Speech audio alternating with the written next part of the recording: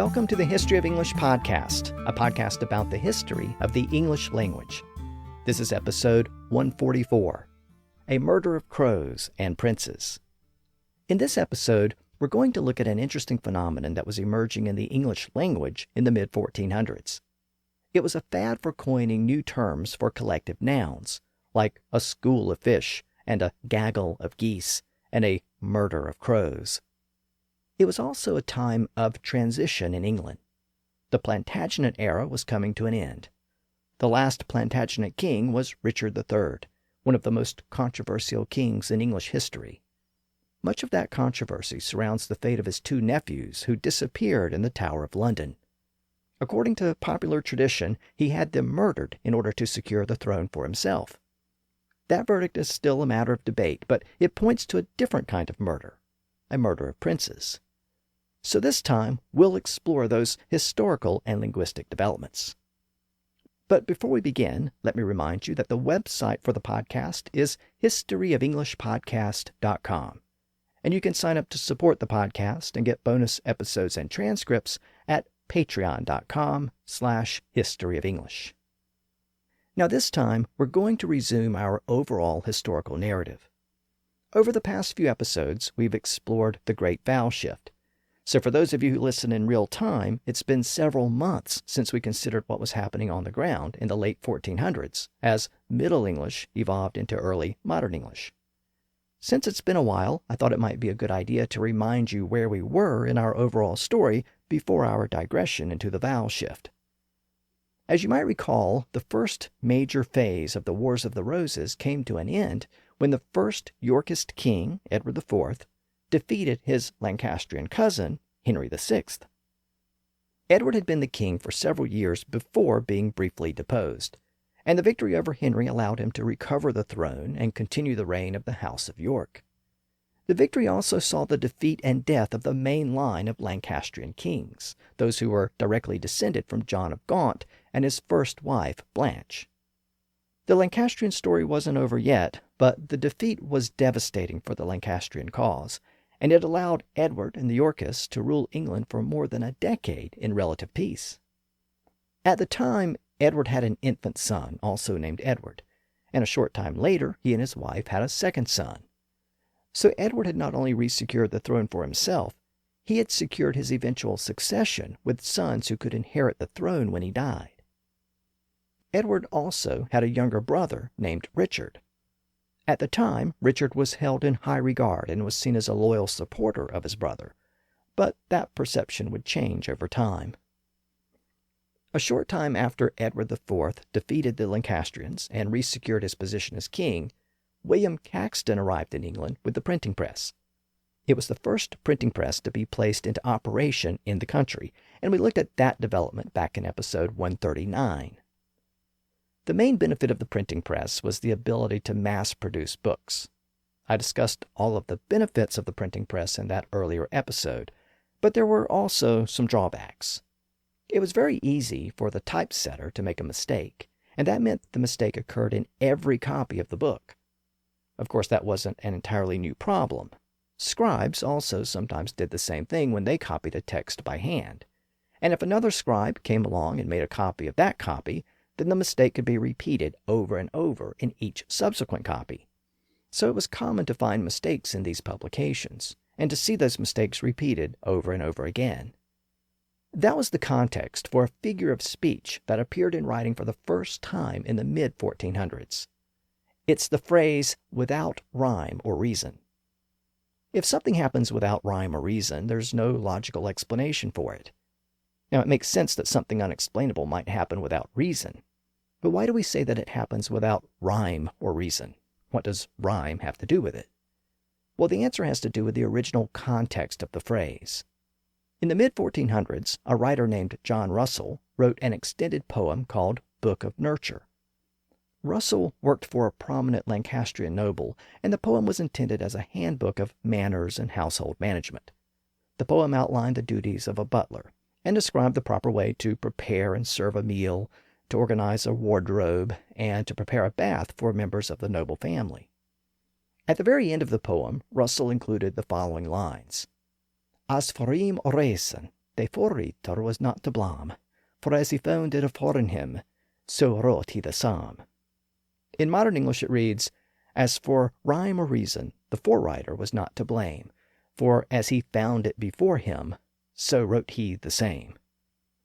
In other words, if you're reading this poem and see a mistake, don't blame the scribe, who simply copied the original text word for word. The mistake was made by the author himself. Rhyme referred to the poetic form of the work, the way the words and text were presented. And reason referred to the actual content and substance of the work, the basic ideas expressed in it. So whether the mistake was one of rhyme or reason, in other words, one of form or substance, the mistake belonged to the original author, not the scribe. Again, these types of mistakes were not unusual, whether caused by the original author, a careless scribe, or a sloppy printer. When readers encountered them, they probably had to pause to make sense out of what they were reading. Between occasional printing mistakes, spellings that were yet to be standardized, and documents composed in regional dialects, early books could pose quite a challenge to readers. Without a standard form of English, some readers may have wondered if they were reading English at all. And given that, maybe it isn't surprising that the word gibberish entered English for the first time during this period. During the mid to late 1400s, the exact date is uncertain, a manuscript called The Mirror of the World was produced. It was an English translation of an earlier French work. One passage in the text warns against muttering prayers casually or lazily. The passage reads, "And whoso prayeth to God without devotion of heart, he spaketh gibberish to God, as he that spaketh half English and half French." In modern English it reads, "And whoso prays to God without devotion of heart, he speaks gibberish to God, as he that speaks half English and half French." That's the first known use of the word gibberish, meaning nonsense or incomprehensible speech. It appears to be based on the word gibber, which is found in later documents. So where did those words come from? Were they borrowed from French or Latin? Well, no. Words like gibber, gibberish, chatter, jabber, blabber, and babble all appear to be a type of onomatopoeia. So the word is based on the actual sound of the thing it's describing, like the word buzz for the sound of a bee, or moo for the sound of a cow, or meow for the sound of a cat. Words like gibberish were coined because people who spoke gibberish sounded like they were saying gibber, gibber, gibber. Linguists sometimes describe these types of words as imitative or echoic. Again, the sound of the word mimics the sound of the thing it describes. We have another interesting example of this process at work in certain song lyrics that survive from this period in the 1400s. The songs were sung to babies and infants to help them fall asleep. Many of these songs contain words like lullaby, lullo, lully, and other variations. Those words were often repeated in the songs, and scholars think those words were common because the l sound tends to soothe and comfort babies. So the words didn't really have a specific meaning. They were just used for the sounds they made. Many linguists think that words like lullaby and lully were derived from the word lull, as in to lull someone to sleep. But the word lull itself is also apparently derived from the same soothing l sound. And as you may have guessed by now, those soothing sounds that lull babies to sleep gave us the word lullaby, which appeared in the following century. Now, this type of word-forming process was certainly not new in the 1400s. It's probably as old as speech itself, and it's especially common when people are talking about the sounds that animals make. The best way to describe the sound of an animal is to imitate it. Again, that's how we got words like buzz, moo, meow, purr, bow wow, and so on. And it's also how we got most of our words related to bird sounds. When people live close to nature, they tend to pay more attention to the different sounds that various birds make. As people mimicked those sounds, new words were coined. Through this process, English has acquired a lot of words based on the sounds of birds, and many of those words appeared for the first time in the periods of Middle and Early Modern English. From the early Middle English period, we find the word hoot for the sound of an owl, and cackle for the sound of a hen. We also find the words chitter and chatter, which are probably related, and originally referred to the sounds made by birds like magpies and starlings. Of course, over time, chatter has been extended to the sounds made by people as well. We also find the word gaggle for the sound of a goose. And if you're a fan of social media, you'll probably be delighted to find out that the word twitter appeared in Middle English for the sound of a bird. The related word tweet was used for the sound of a small bird and appeared a couple of centuries later in the 1500s. We also find words like chirp and peep. The word croak appeared near the end of the Middle English period. Today we tend to associate the word croak with frogs, but it originally represented the sound of a raven. In the modern English period, we find words for bird sounds like quack for the sound of a duck, caw for the sound of a crow or raven, coo for the sound of a dove or pigeon, gobble for the sound of a turkey, and cock-a-doodle-doo for the sound of a rooster. The fact that we have all those unique words shows how attuned people were to those various bird sounds. And again, linguists think that all of those words were imitative. They were based on the sounds that people heard when birds made those noises. And in fact, we can take this one step further. Many common bird names are actually based on the sound that the bird makes. For example, it appears that the original Indo-Europeans had a word for the sound that a goose makes. It was something like Hans, and that's the original version of the word goose. The name of the raven and a related bird called a rook are both thought to be derived from another Indo-European root word that mimicked the sound of those types of birds.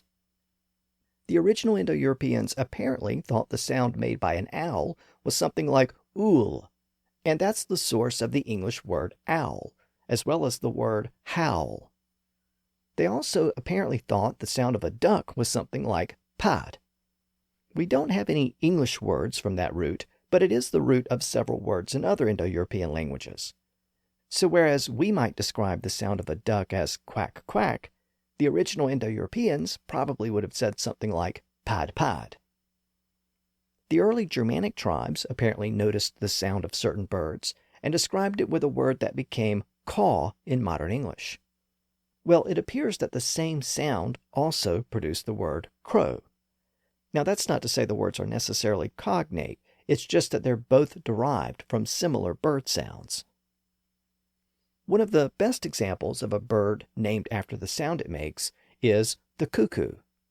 In addition, the words chick, cock, finch, quail, heron, and egret are all thought to be derived from root words that originally mimicked the sound the various birds make.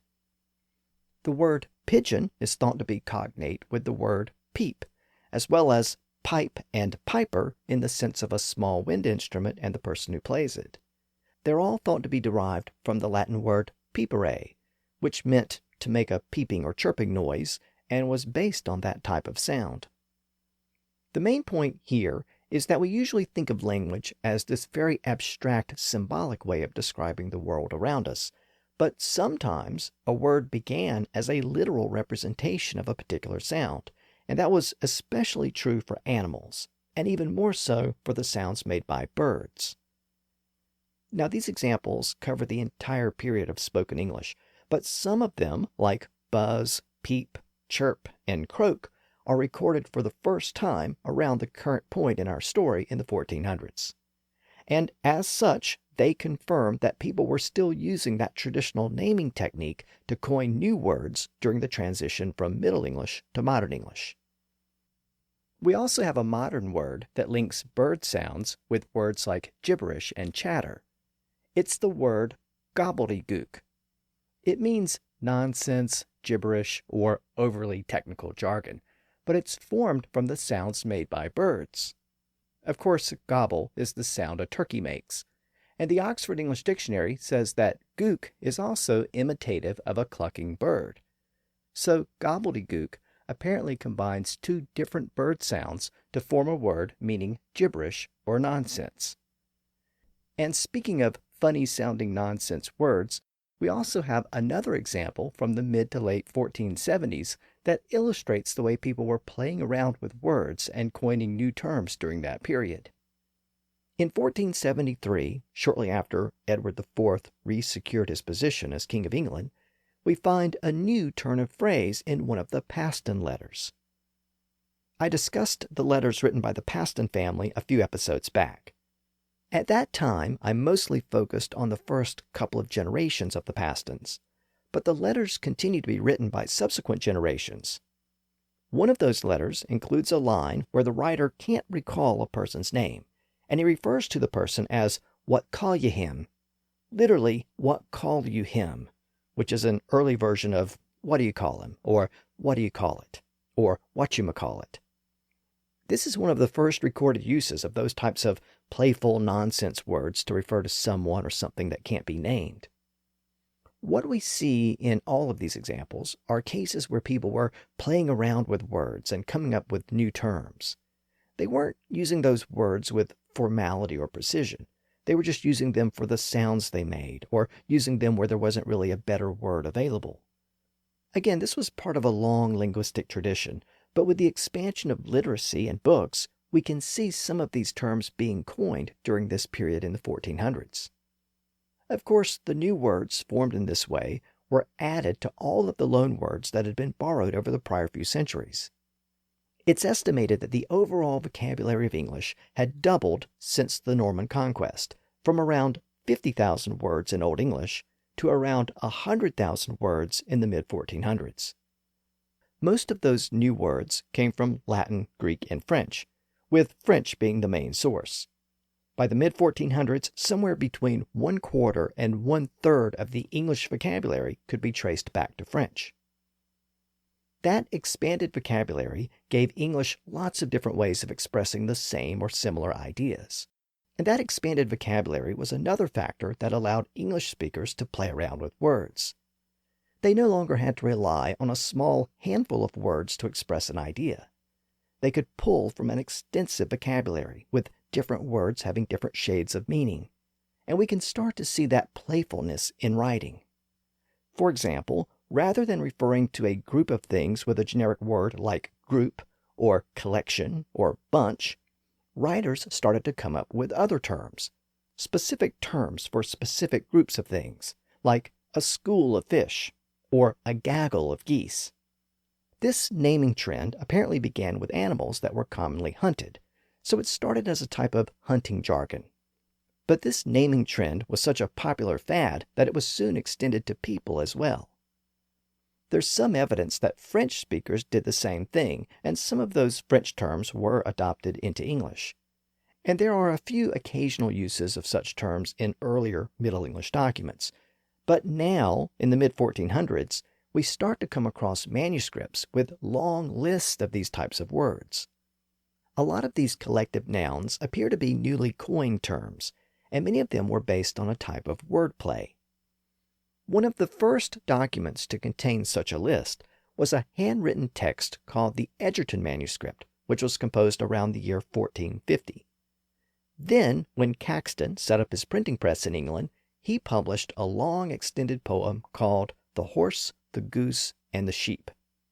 The poem had been composed a few decades earlier by John Lydgate, who was a prominent poet who lived shortly after the time of Chaucer. The poem included a passage with a long list of these collective terms, one for almost every kind of animal, and for different types of people as well. The list is almost comical in its terminology, and it shows how exaggerated this naming fad had become. A few of the terms are still in common use today. For example, we find a pride of lions, a flock of sheep, a school of fish, and a swarm of bees. We also find collective terms for other things, like a cluster of grapes and a host of men. Some of these terms had been around for a while. For example, flock, swarm, and cluster were used in similar ways even in Old English. But pride, in reference to lions, and school, in reference to fish, were brand new to English. The term pride, in reference to lions, may have been borrowed from French, and was apparently based on the perception of lions as powerful and proud creatures. The word school, in reference to fish, is based on an older Germanic term that referred to a group of fish or other animals. A version of the word existed in Old English, but it fell out of use after the Norman conquest.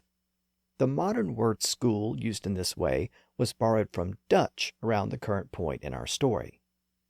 Of course, we have a school of fish and a school where students go to learn. So are those words related? Well, the answer is not entirely clear.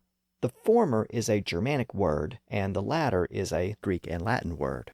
But some scholars think they're ultimately cognate and related in the sense of a collection or group of things, either a group of fish or a group of students.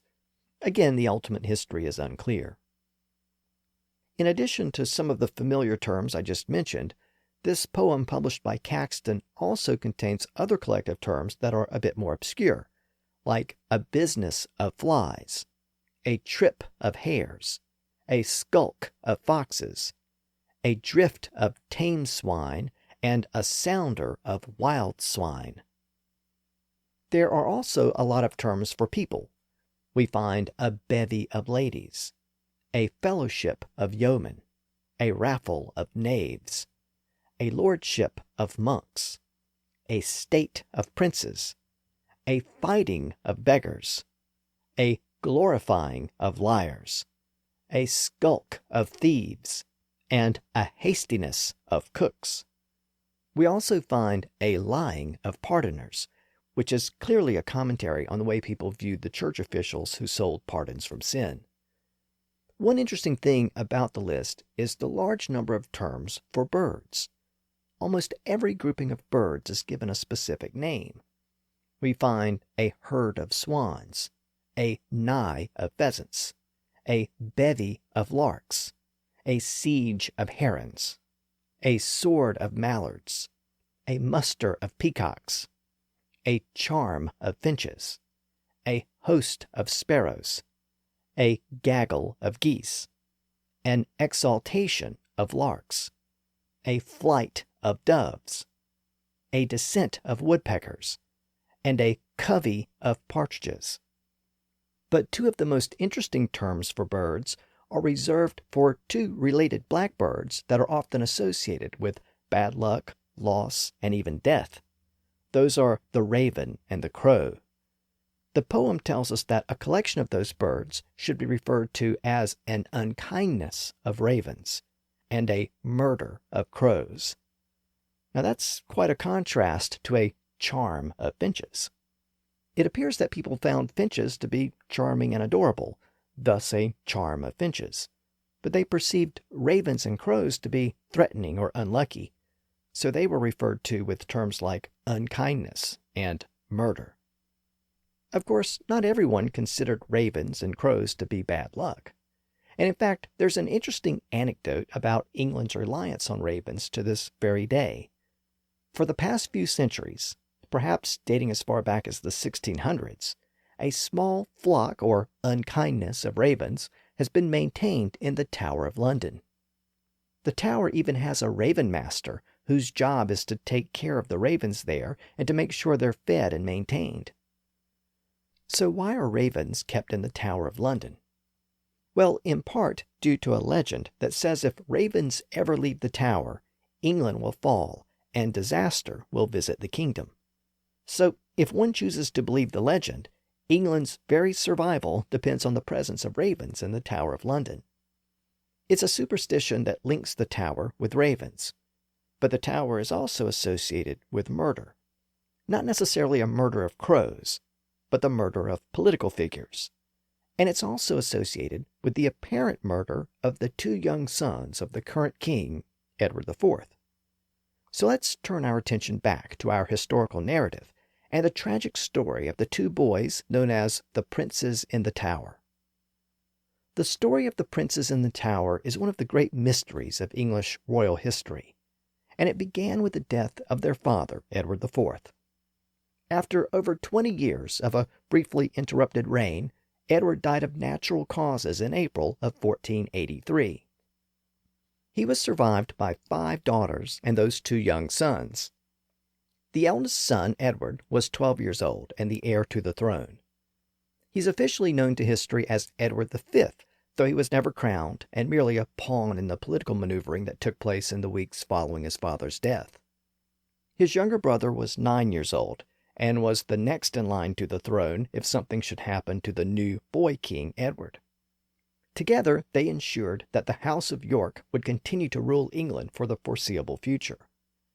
The only problem is that they were both young boys, and England had a rough history with boy kings. Without an adult on the throne, there was an immediate split within the Yorkist faction that controlled the government. The boy's mother, Elizabeth Woodville, wanted to maintain her family's influence at court. I mentioned Elizabeth in an earlier episode. You might remember that her marriage to the king was controversial at the time. She was a commoner, and her marriage to Edward IV was conducted in secrecy. It was only revealed when plans were being made for Edward to marry the French king's sister. He had to shoot down the arranged marriage and admit that he was already married to a commoner, Elizabeth Woodville. That secret marriage stunned many of the nobles at court, and then Edward had compounded the problem by giving his wife's family many prominent positions throughout the country. The fallout caused a split within the Yorkist faction that never completely healed. Now that split was about to play out again. The Queen Mother's family, the Woodvilles, wanted to maintain control over the court, and they hoped that the new boy king would enable them to do that.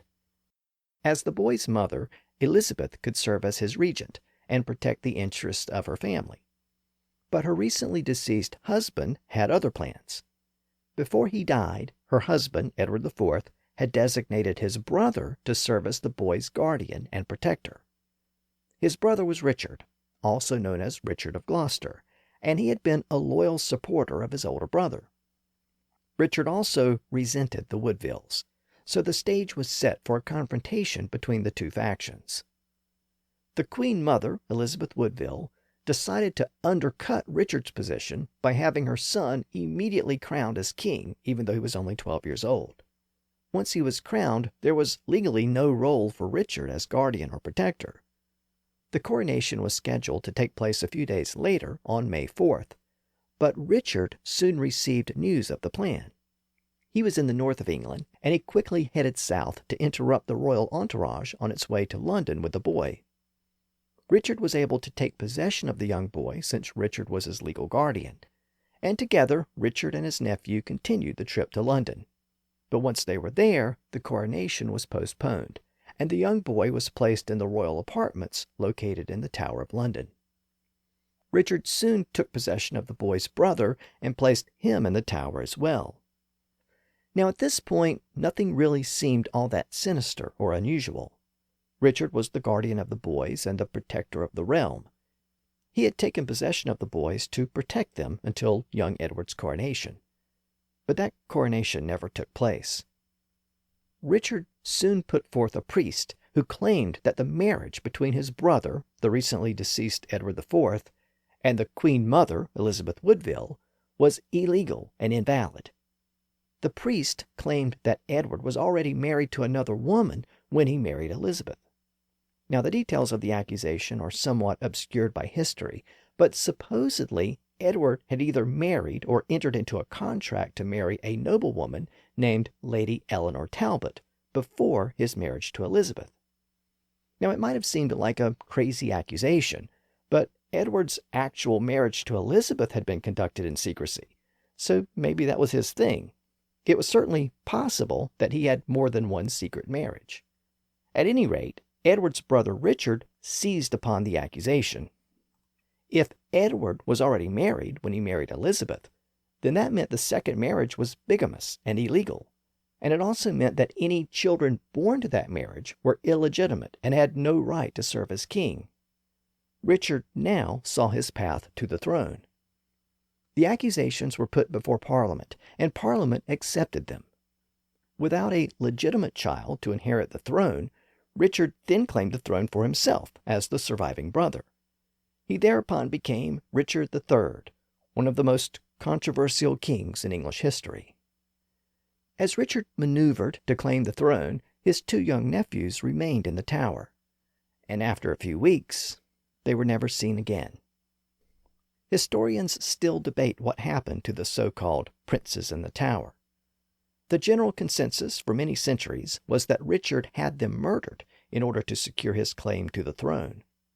That was the general view of the chroniclers, and it was the view of William Shakespeare in his famous play about Richard III.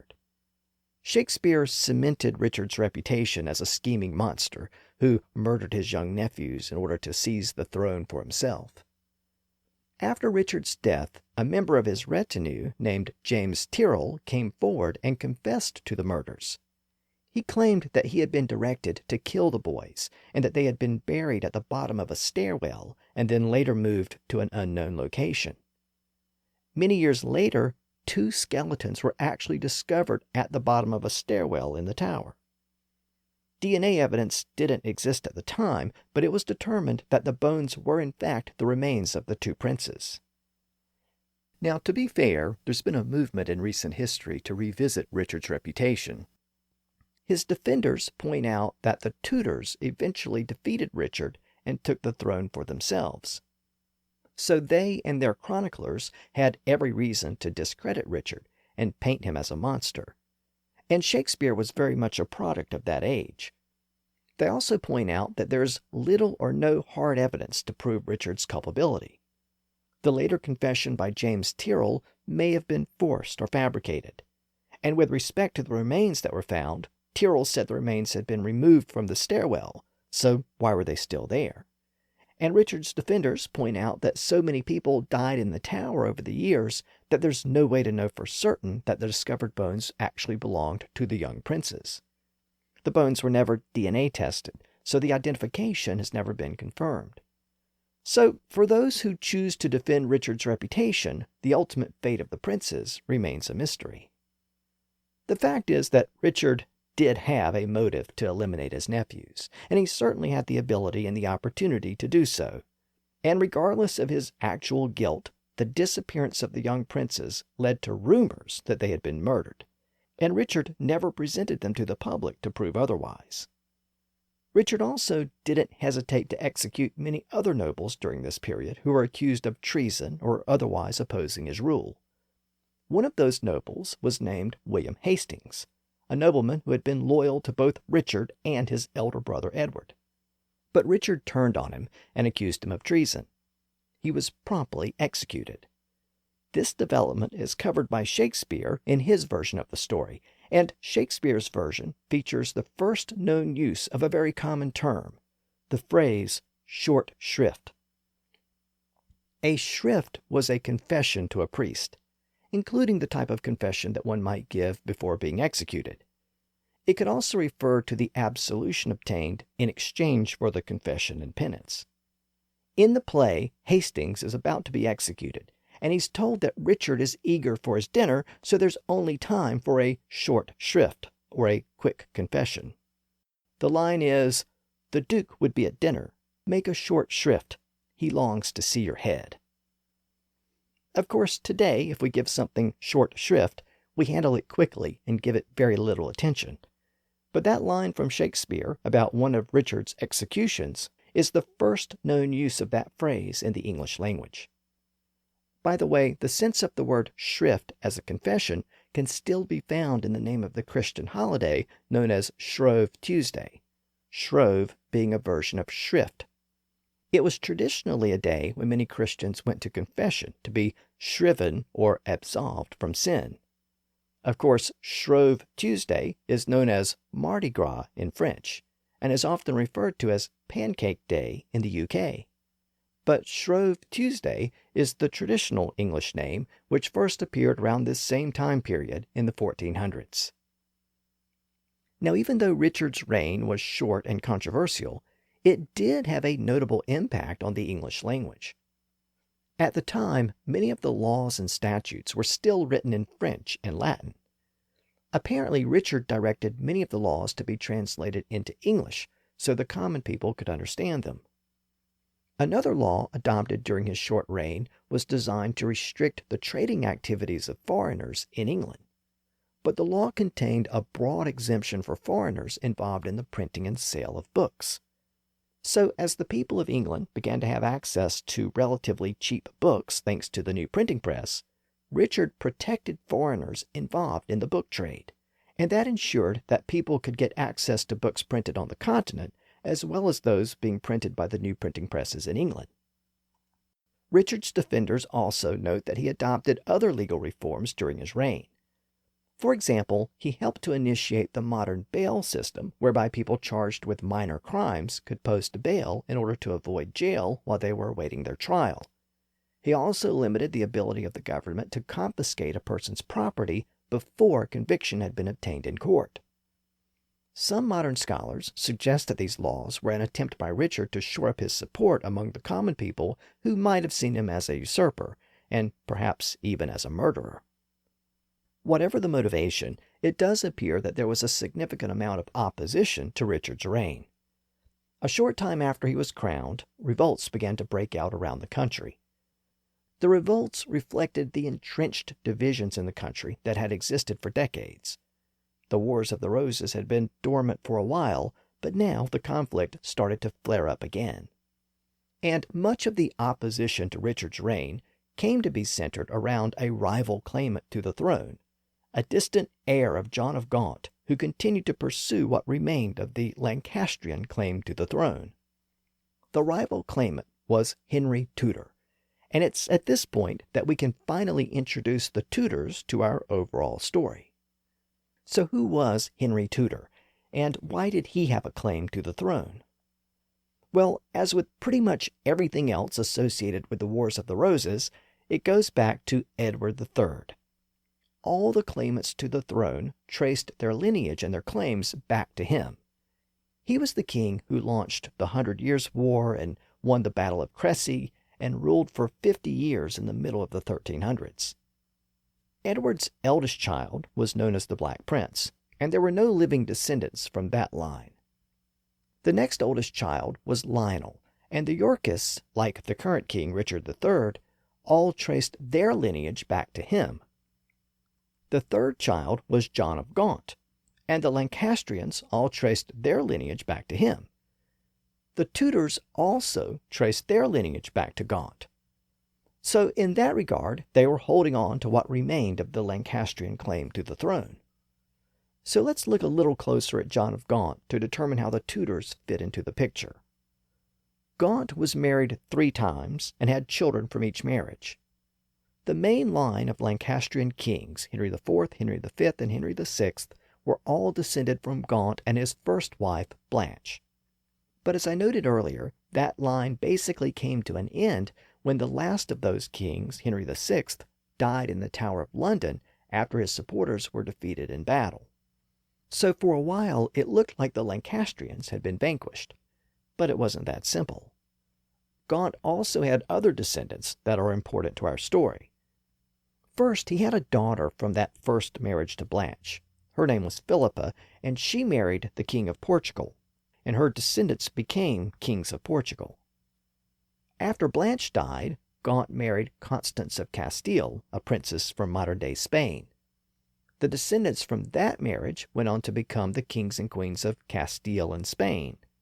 I mentioned all of that in an earlier episode, and those descendants are going to play an important role in our next episode because they were busy launching the Age of Exploration and Discovery. But again, they were down in Portugal and Spain and not really a factor in English politics. Now, during the time when Gaunt was married to Constance of Castile, he was actually carrying on an open affair with his mistress, Catherine Swynford. You might remember that Catherine's sister was married to Geoffrey Chaucer. Well, during that second marriage to Constance, Gaunt had 4 illegitimate children with Catherine. So they had no right to the throne, and in fact, they were legally barred from inheriting the throne at one point. But after his second wife, Constance, died, Gaunt decided to marry Catherine in order to legitimize those children. And that's where the Tudors came from. The male descendants from this third marriage were known as the Beauforts, and one of those descendants was a great-granddaughter named Margaret Beaufort. She married a Welsh nobleman named Edmund Tudor, and together they had a son named Henry Tudor. Now, even though he was a Tudor, he was technically part of the House of Lancaster, being a direct descendant of John of Gaunt. And he emerged as the main rival of the Yorkist king, Richard III. Now, I'm not sure if you followed all of that genealogy, but the important thing to take from all of that is that the Tudor claim to the throne wasn't really all that great. The claim basically relied on the old Lancastrian claim, which was itself a bit tenuous to begin with, since it was based on descent from John of Gaunt, who was a younger brother and represented a junior branch of the family. Also, the Tudor line was originally an illegitimate line, which was barred by law from inheriting the throne. The line had been made legitimate when Gaunt married Catherine, but it still wasn't clear if the descendants were barred from claiming the throne. The Tudor claim also suffered from another weakness. It wasn't based on a direct male lineage.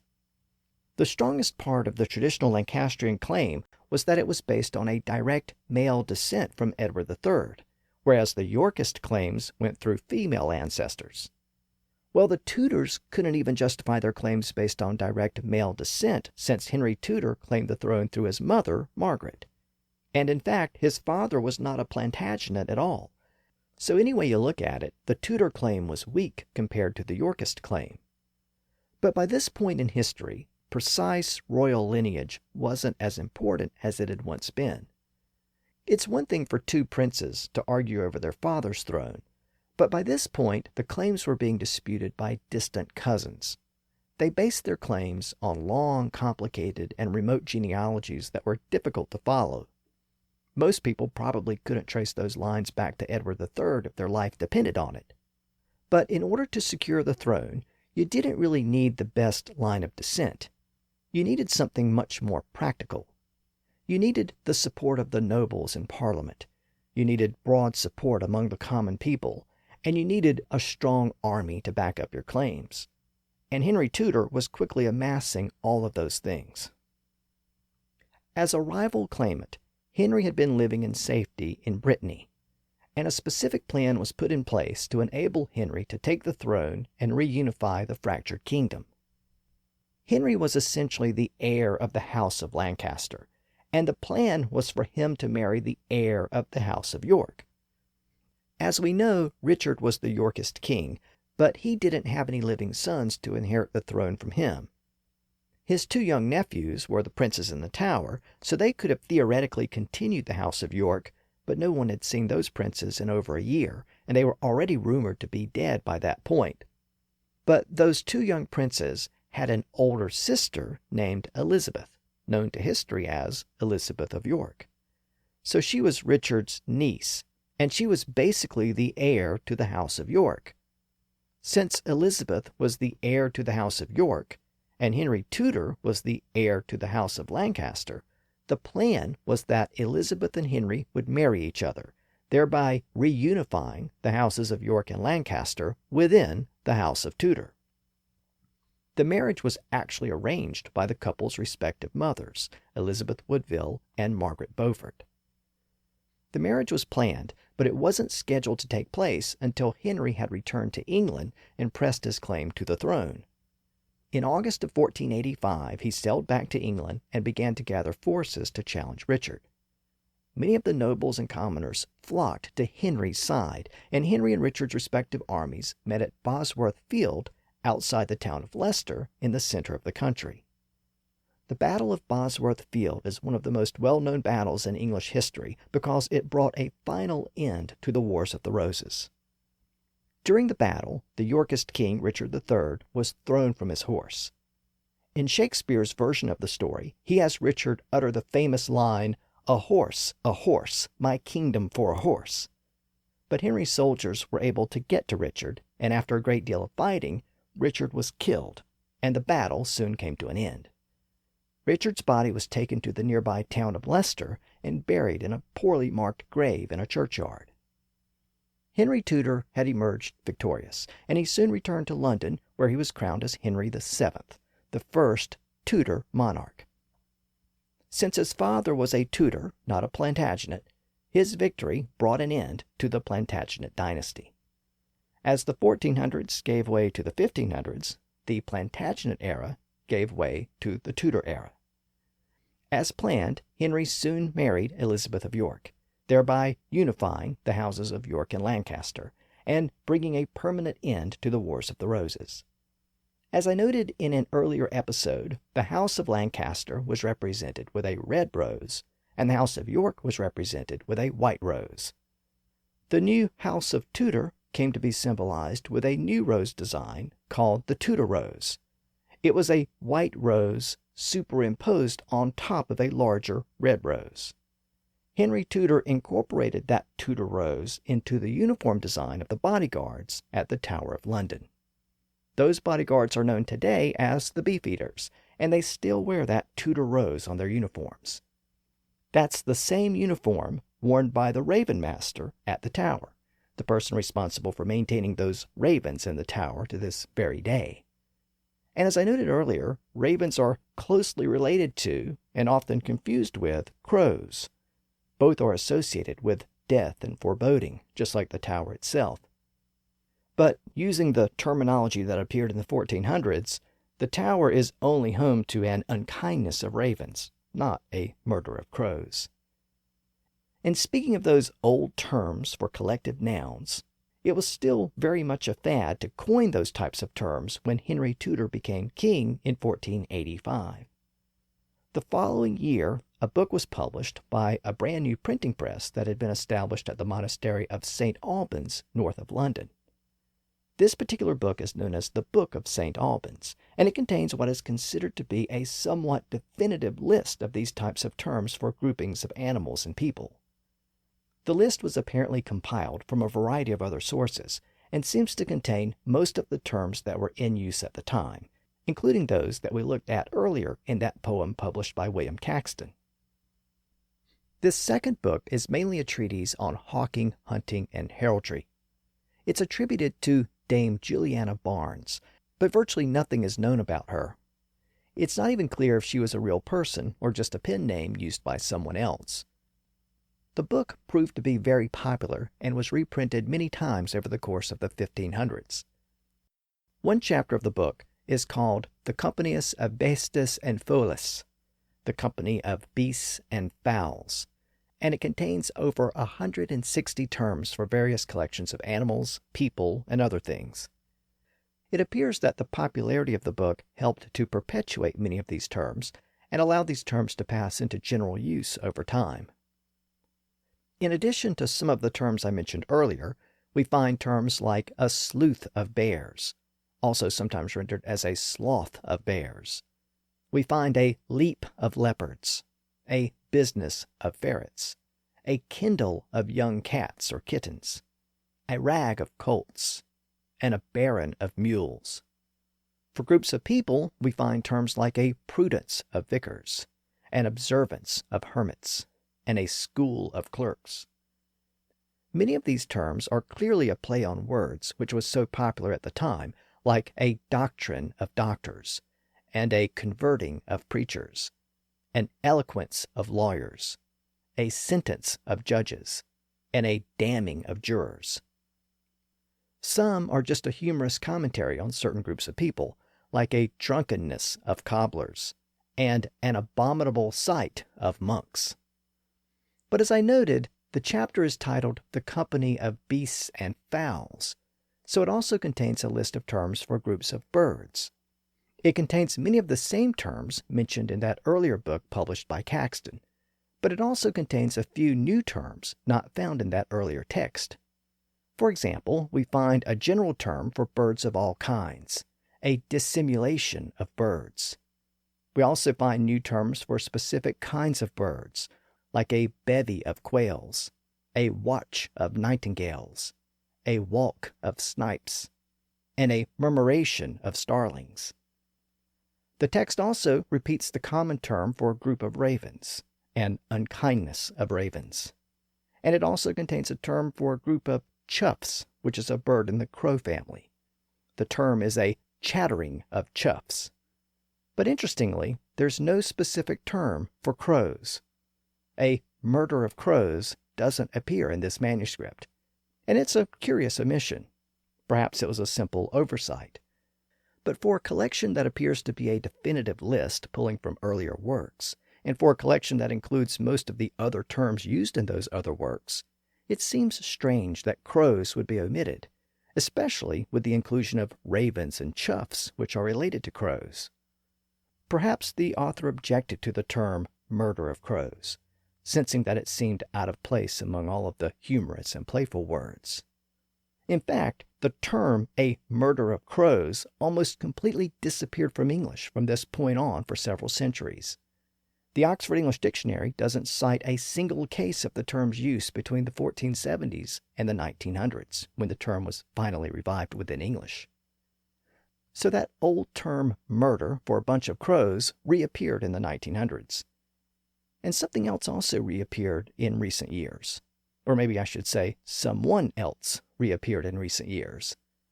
That someone was Richard III.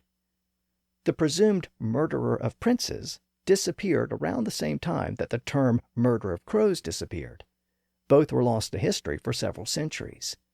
I noted earlier that when Richard was killed at the Battle of Bosworth Field, his body was taken to Leicester and buried in a poorly marked grave in a churchyard.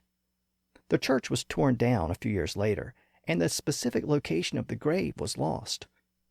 The churchyard was paved over in recent years as development occurred throughout the city. It was assumed that Richard's remains were still out there in the ground somewhere, but nobody knew where. But in 2012, an effort was made to research the location of the original churchyard and the grave. It turned out to be located beneath a car park or parking lot. The researchers excavated the area and found a skeleton. DNA testing soon confirmed that the remains were indeed those of the last Plantagenet king, Richard III. The examination of the bones also revealed something else very interesting about Richard. The bone evidence allowed researchers to determine his diet. Different bones regenerate over time at different rates, and by examining those bones, researchers can not only determine specific aspects of a person's diet, they can also see how the diet changed and evolved over the course of a person's life. By examining Richard's bones, researchers determined that late in his life, while he was the king, he consumed a lot of alcohol. It appears that he was drinking about a bottle of wine every day. And the DNA also revealed something else very interesting about his diet. While he was king, he apparently loved to eat wild birds. The evidence indicates that his diet included a very large proportion of expensive and luxurious fowl. In order to satisfy his tastes, his cooks apparently had to maintain a herd of swans, a siege of herons, a congregation of egrets, a muster of peacocks, and a herd of cranes. But apparently not a murder of crows. So we've now taken the story up to the mid-1480s and the beginning of Tudor England. This is a period associated with early modern England and early modern English. This is the period of the Renaissance, the Reformation, and the exploration and discovery of the New World. And speaking of that period of exploration and discovery, we'll turn our attention to those very important developments in the next episode. We'll look at the race to find a new way to the Indies, Christopher Columbus's voyage to the New World, and the often overlooked English expeditions in North America. These developments had profound consequences for the people of Europe, Africa, and the Americas, and it set the stage for the export of English to a new continent. So, until next time, thanks for listening to the History of English podcast.